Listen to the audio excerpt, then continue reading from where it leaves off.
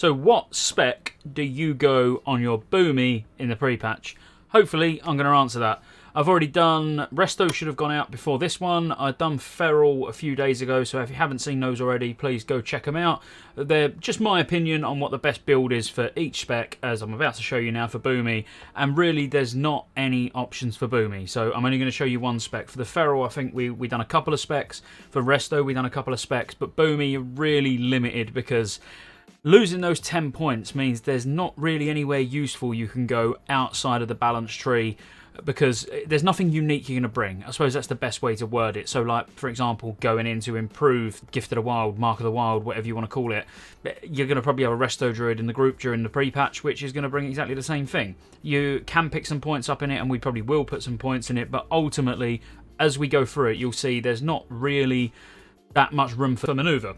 But if you don't know what's coming in the pre-patch, or you don't know what the talents look like, or, you know, this is the first time you're going to be looking at them, you might find some of this useful anyway, but ultimately you can more or less just fill the Balance Tree out and get pretty much everything you want. But we will look into it, and I'll try and keep this really short, because as I say, don't really want to waste too much of your time when there's not that many options. But anyway, if you haven't seen me before, please do make sure you like the video if you liked it, and subscribe to the channel. There's loads of TBC content on the channel already, and obviously there's loads more to come. I'm going to be getting through all of the classes' talents over the next, I want to try and get everyone done in a week. So I may have to be dropping more or less 3 videos, so like 3 different talent specs a day, to be able to try and get it done before the pre-patch comes. But I'm going to do my best. I might not get through them all, but, you know, we'll see. But anyway, let's jump into it, have a look at the talent calculator and see how you should spec in the pre-patch. So without further ado, I introduce to you the Balance Talent Tree, which is it's not the most exciting, I'm not going to lie, but first of all, if we just talk about the final talent, so the Treants. Now, the Treants are very unpredictable. It's probably not a talent that you're actually going to take in TBC. In the pre-patch, you're probably going to take it just to play about with it, because honestly, that extra point somewhere else, you're not going to do anything with it. So if we look at the Resto Tree, for example, the useful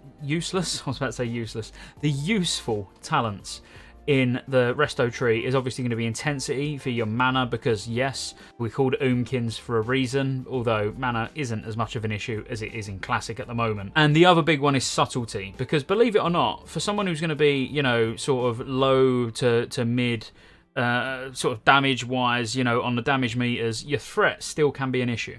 So in TBC specifically, if you get back-to-back big Starfire crits, you can pull aggro quite easily, honestly. So you're going to want Subtlety in TBC, but we just haven't got enough points to spare to be able to get that during the pre-patch.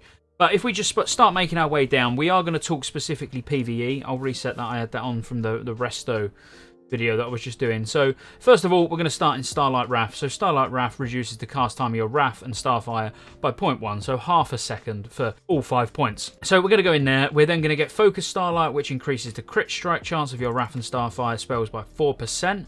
And we're also going to get the increased Moonfire, improved Moonfire, which increases damage and critical strike chance of your Moonfire spell by 10%. The reason this is quite big, as we get down, when we get Nature's Grace, obviously when you crit, you get Nature's Grace proc, and then you get half a second off your next cast time. So having that additional crit chance with your Moonfire really does help to sort of fish for procs for Nature's Grace. And then you got 1 point. Honestly, put it wherever you want. I wouldn't bother with Control of Nature, because in a PvE spec, you're not going to be ever really casting Entangling Roots, and you haven't got Cyclone yet, so don't really need that. So we'll go 1 into Nature's Grasp. We're then going to go 1 into Insect Swarm, and then we're going to pick up Nature's Reach. So Insect Swarm is obviously a very, very mana efficient dot, and reduces the chance for somebody, we're going to say the tank, to be hit by 2%, and it lasts 12 seconds. So you're going to be keeping that up along with Moonfire. And obviously Nature's Reach, we're going into that because it increases the reach of your balance spells by 20%. Very useful. Now we need another 3 points in somewhere to be able to then get down to the next tier. Now this is where Brambles, depending on what spec your Resto Druid is, your Resto Druid is very likely, if he's gone the Lunar Guidance spec, well, Lunar Guidance / Nature's Grace spec that I've done in the last video is going to have 3 in brambles. So we need 2 points at the moment to be able to get down to the next tier.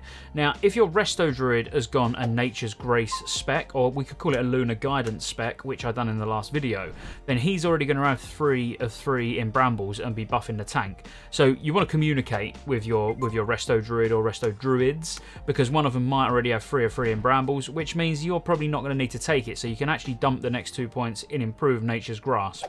If your Resto Druids have gone Deep Tree and they haven't got brambles, then go ahead and chuck 2 in brambles for now. And then we're going to go 5 into Vengeance, which increases the critical strike damage bonus of your Starfire, Moonfire, Wrath spells by 100%. We're obviously going to get Nature's Grace, because, yeah, after a spell crit, reduces your next cast by half a second. We have to get Lunar Guidance, because it increases your spell damage by 25% of your total intellect. And now we're at a point where we need another point to move down. So we're going to go ahead, and you have got room to maneuver here a little bit if you really wanted to, but honestly I wouldn't bother, because Celestial Focus gives your Starfire spell 5% chance to stun for 3 seconds. Whilst it's nice, it's not a reliable form of a stun or anything like that. So it's not where I would go. I would be putting 1 point into Moonglow for now to reduce the mana cost of your Starfire and Wrath by 3%. Then we're going to go and pick up the hit, obviously, because that's 4% spell hit that you don't need to find anywhere else. We're going to go 5 into Moon Fury, which increases the damage of your Starfire, Moonfire and Wrath by 10%. We're then going to go 1 into Moonkin Form, which obviously, if you don't know already, Moonkin Form gives you a bunch of armor, increases your attack power, because when you melee, interestingly, you can switch weapon for even more attack power, and when you melee, you get small amounts of mana back. Enter the Panzerkin.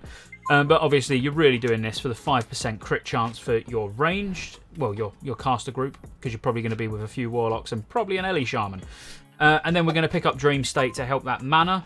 So regenerates mana equal to 10% of your intellect every 5 seconds. And we're obviously going to get Wrath of Cenarius, which increases, your Starfire gets an additional 20% of your spell damage, and Wrath gets an additional 10%. So we're currently level 50. Improved Fairy Fire is very, very nice, and you will absolutely be using it in TBC. In the pre-patch, I'm guessing your entire raid is probably already hit capped. And this does not work for casters, just FYI. It's melee and ranged, but it's not melee and spellcasters, it's melee and ranged as in hunters. So you can give your melee and your hunters 3% hit chance. Now, I think you should be doing this. Now, I think you should be doing this purely because this gives them the ability to now swap out some of those hit pieces for more crit or for more attack power, more agility, whatever. They can get more useful stats and lose that hit if they've got alternative bits of gear. So even in the pre-patch, I would recommend getting Improved Fairy Fire. So now we're 53. We're going to pick up Treants. So we're going to get Force of Nature just because there's nowhere else really to go. As I say, we can't get deep enough into any of the other trees to get anything useful. The only way we could do that is just to show you. If we went Improved Mark of the Wild, and then we went Natural Shapeshifter, and then let's say we went for, I don't know, 2 in Nature's Focus. What we could do at the moment is remove some of the points from Fairy Fire. And we could potentially remove 1 point from, let's say, Balance of Power. If you're already hit capped, you don't need that other 2%. So now you could get 1 point. Sorry about that, if you could hear clapping, that was my alert box going off. So, yeah, now we've removed those points, you could then get 1 point into Intensity instead of taking Force of Nature, which you're going to get 10% of your mana regen to continue while casting. It's not bad, but it's not massive. I feel like that would be a waste when you could actually remove all of these for now. Because remember, your Resto Tree is going to bring Improved Mark of the Wild anyway. And we're going to put that one back into Balance of Power. We're going to put the 3 into Fairy Fire for the 3% hit. And then we're going to pick up Force of Nature anyway. And then we can reduce the mana cost by a further 6% from your Starfire and Wrath. And now we're left at level 56. So we're level 56 and we've still got a few points to use. Now, these can more or less go anywhere you want. Quite honestly. I mean, I would head over and start going into Improved Mark of the Wild, even though it's not going to be useful because your Resto Druid is going to bring it. But if you wanted to go just literally just stick the rest of the points in balance, this is what I said at the start, you can more or less get everything in balance. So you could max out Brambles, put the rest in, put the last 3 points in Improved Nature's Grasp. Now you've literally got every single point in balance. But there's not much you can deviate on, and there's nothing that I could come up with where it would be any use, because you have to get Wrath of Cenarius. You absolutely have to get Wrath of Cenarius.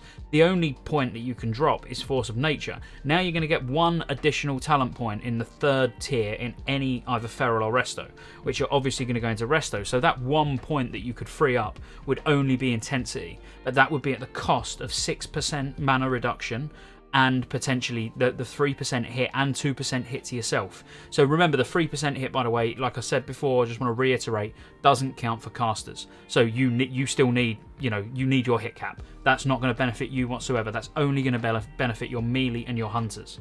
I don't want to drag this one out for too long just for the sake of talking, because that really is it. Like I said at the start, there's not that much you can do. I wanted to really just explain to you why why you're doing what you're doing, or why, what these talents actually do. You might not have been aware. If you did find it useful, please make sure you like, subscribe to the channel, and I'll see you on the next one. Once again, massive shout out to all you guys up there that have joined the channel as a member, so that's as a supporter or a legendary supporter.